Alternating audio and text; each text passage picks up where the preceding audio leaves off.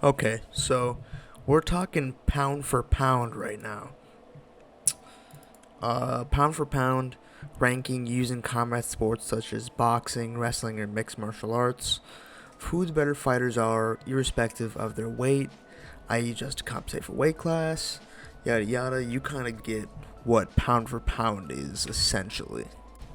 For me personally, I pretty much go by the same criteria for pound for pound. I know pound for pound isn't always the most objective, but it's something fun that I thought I'd do and just get my thoughts out there, anyways. I also think that it's better to do top 5 instead of top 10. Not because I'm lazy, but because I just think that sometimes boiling it down to more than 5 can make things more complicated, and I'm trying to make more of a simple list here. But now that I've kind of gone over the criteria and shown like a baseline guide for what you should be kind of looking for here, let's get into my own personal list. Now, number 5 and 4 for me, in my opinion, could be interchangeable, and you'll see why. But number 5, I'm going to have Errol Spence Jr. at 28-0 with 22 knockouts at number 5 of my pound for pound list. I just think that Errol has a really good resume.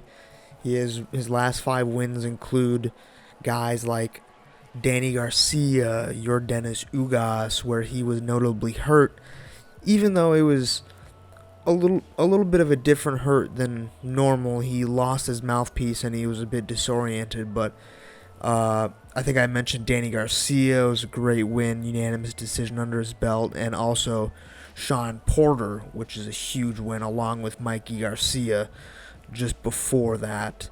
And I think that, pound for pound's not all about resume, but the trenches and the fact that Spence came back from that car crash looking like he did and has continued to dominate and show why he is one of the top welterweights in the world is enough for me personally to put him at number 5 in my pound for pound list. At number 4, I have Terrence Bud Crawford. Now, while in my opinion he doesn't have as good of a resume in the last 5 fights as Errol Spence, I do have to say Crawford, pound for pound, skill for skill, in my opinion, is better than Errol Spence Jr. And I do think that head to head even, Terrence Crawford might have the edge over Errol Spence, just boxing IQ and in general acumen and accolades. I mean, Crawford was undisputed at super lightweight, and he was also a champion before that. So I think Crawford just has the accolades plus the skill that earns him this spot on my list. Number tres, trois. Number 3, I've got Alexander Usyk. Now, I don't know if this is controversial or not. He's 20-0, 13 KOs. His last 5 wins are pretty nice. It includes Tony Bellew, Derek Chisora, and Anthony Joshua twice. And the Anthony Joshua twice shouldn't be overlooked, don't get me wrong. But I do think that he did outclass Joshua at times in both fights. And it didn't seem like that it was necessarily the performances for me that push him over the edge to be number 2 or number 1 for pound. And that probably sounds kind of ridiculous coming from me, but I really think that he needs to get one of those big fights, the Wilder or the Fury. For me, I want to see that. I want to see him go up against the other juggernauts of the division before I put him up higher on my list. But man, he's already got a good thing going on here. He's got most of the world titles at heavyweight. He was already got all the belts down at cruiserweight, so he's already so accomplished, such a great fighter.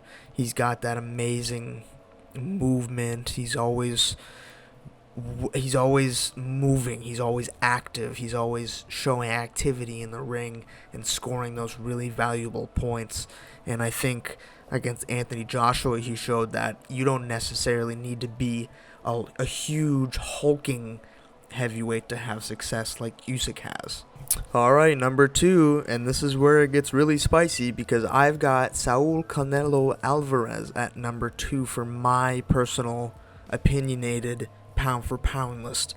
Now, the reason there's no specific reason anyone's at there's no one specific reason anyone's at a spot in the list, right? Canelo, in his last performance against John Ryder, two performances before, right before Bivol, I might have had Canelo at number 1 even on the pound for pound list. But for me, I'm seeing him fight Golovkin for the 3rd time, and he, doesn't look bad by any means. Gets the job done against John Ryder. But that's what it's felt like to me, is it's just him getting the job done lately, and there hasn't been anything to really spark that interest for me to put him higher than the second top spot on my pound for pound list. I think Canelo's got amazing skills. I think he hits you and he hits you and he hits you and he doesn't stop until either your ribs are bruised and bleeding or your arms are bruised and bleeding. See Mr. Callum Smith in December 2020 with a ruptured bicep that Canelo gave him. But Canelo, I'm going to have a number 2 because I think he has a fantastic resume. I think he's defeated a lot of good fighters. Caleb Plant, Billy Joe Saunders, Kovalev, who was at light heavyweight too. And he even gets credit for just fighting Dmitry Bivol for me too, because Bivol wasn't a pushover by any means, and if you really follow boxing closely, you can tell, wow, Dmitry Bivol is not something you can really mess with that easily. So no shame in losing to Bivol, in my opinion, and I don't think his last 2 fights were bad enough, on the other hand, to put him down further in the list. So that's my justification for Canelo being at number 2. Alright, number 1, you can see it already. Naoya Inoue is my number 1 pound for pound fighter in the world right now, in my own personal list. He is a 3-division world champion and former undisputed bantamweight world champion. This man has run through the boxing world in the last decade. I'm telling you, 24-0, 21 KOs. I just want to tell you about Naoya Inoue. The man throws punches so perfectly. He's so fundamental in everything he does, but it's such a beautiful thing to see because the way he throws punches, those almost striking overhands, even his jab and his straight cross is almost overhand-like and brutal and thumping. He does so many things just so right. And the people he's fought are reflections of that. One of the greatest fights I've seen, the first fight with Nonito Donaire, he really showed more than just the fundamentals. He showed grit and toughness and conditioning too, which is something even as important as strength. And then the fact that he just ran through Donaire in the second fight, he just ran through Donaire in under 2 rounds. In that second fight, it just showed the tenacity and the ferocity of this man. Gosh, he does so many things that are almost cartoon-like even, or out of this world. It's fantasy, There's all these documentaries on him where it's like that power in such a little dude has got to come from somewhere, and it comes from his beautiful fundamentals and the way he implements his picture-perfect striking. And coming up against Stephen Fulton, I think that he's going to have a big test ahead of him. Honestly, Stephen Fulton is another one of amazing fighters down at the lower weight classes that I think is going to give, in a way, maybe his toughest challenge to date. And that is, in a way, moving up a weight class too. So I don't want to just say Inoue is the perfect fighter in the whole world and he's going to be the best forever and ever. I'm just trying to express why I think he's pound for pound number one in my own view and from how I've watched him and observed him. And that's why I think he's just a beautiful fighter and he has beautiful technique and he's defeated guys like Paul Butler and made world champions like Paul Butler look pedestrian almost. No disrespect to him, of course.